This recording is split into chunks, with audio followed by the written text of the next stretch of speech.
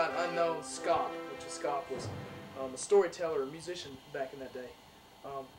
It was a story that's passed on from person to person.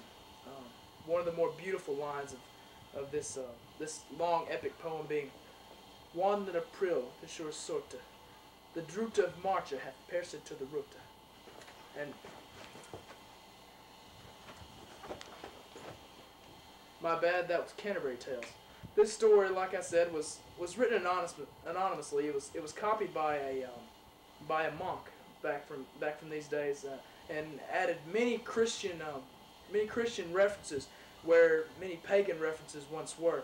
900 A.D. As the story had been passed down from generation to generation. It was just a great story of a really strong hero who went about doing nothing but good.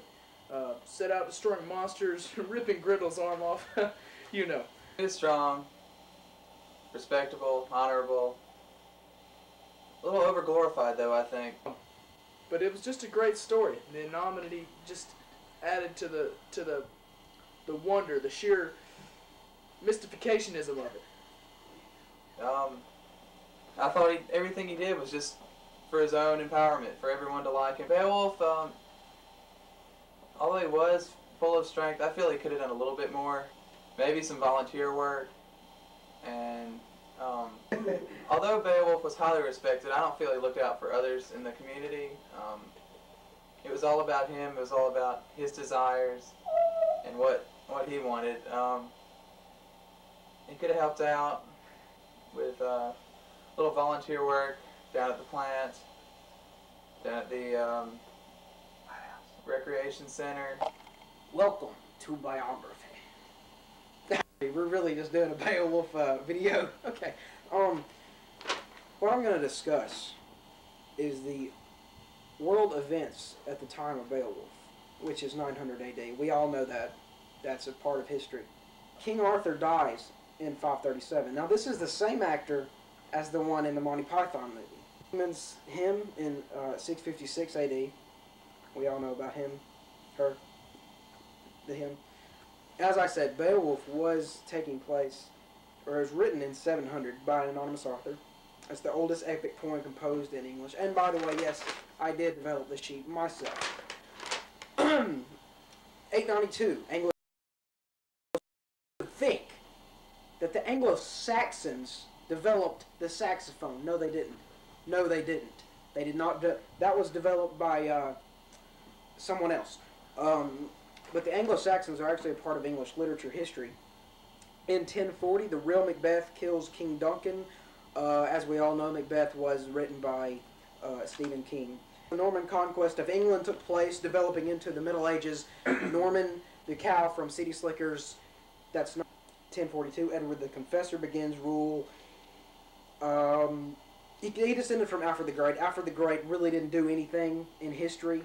No one knows really why he's included in books, because he really is not very influential. He's not alive anymore.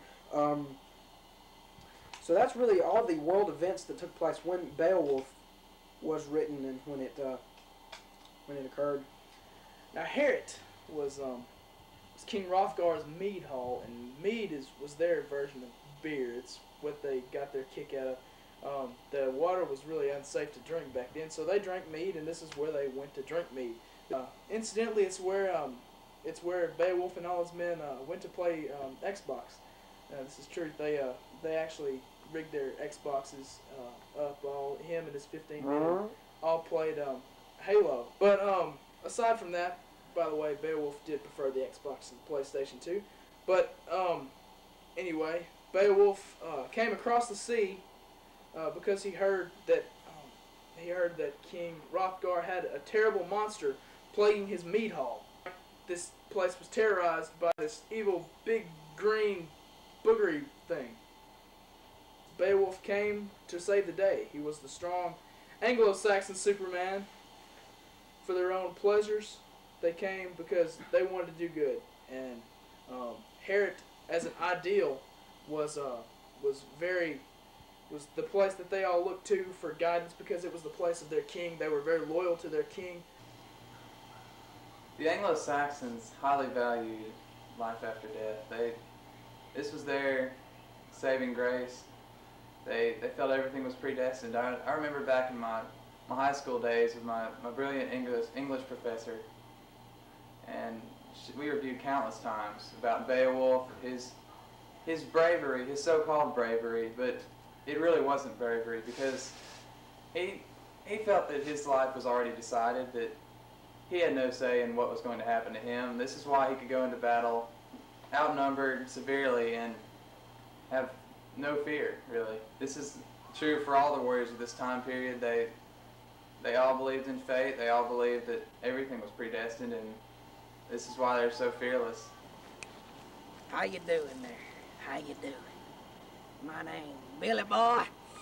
I'm gonna talk to you about Beowulf, and I'm gonna tell you a little bit about it. You know, Beowulf, he's not a wolf like you wanna call a wolf. You can't go out to your land and hunt it, you know, like a deer's or something. So, about there's different things in them old England literary poems that really make you kind of sound better, you know what I'm saying, you know?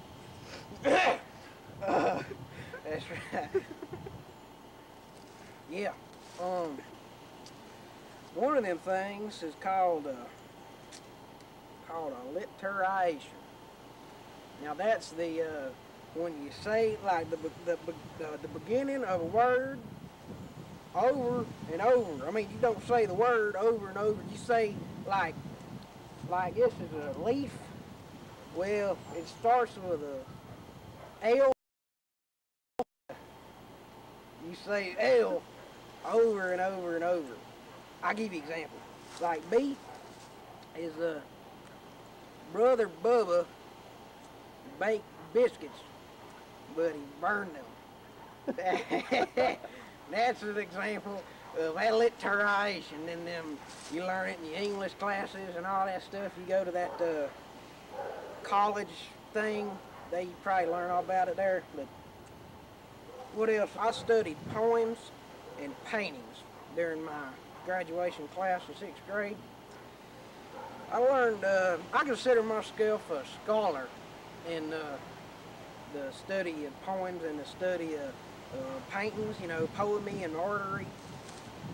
Well, since I consider myself a scholar, I'm going to tell you a little bit about something else called a kenning. Tell you what, I'm going to tell you a little bit about a kenning. That's K-I-N-E-O-N.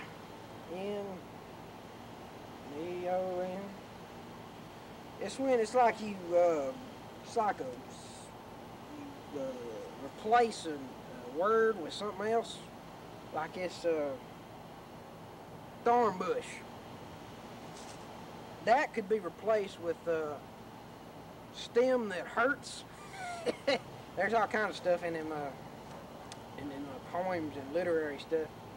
I don't know if you heard of symbolism, something like that. I don't know. It's like it represents something like this red bandana.